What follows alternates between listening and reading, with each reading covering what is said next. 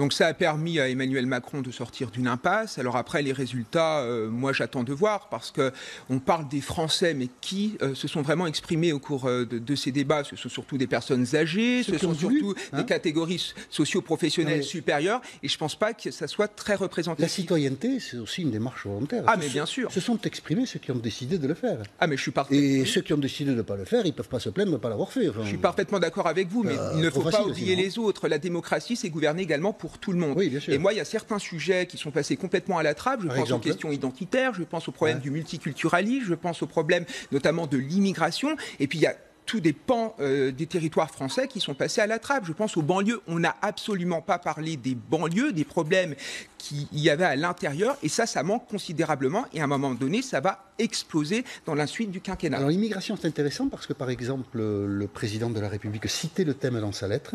Oui. Et beaucoup d'observateurs ont noté que même dans des villes comme Béziers, où le maire de Béziers a essayé d'amorcer la pompe là-dessus, dans la salle, ça ne réagissait pas.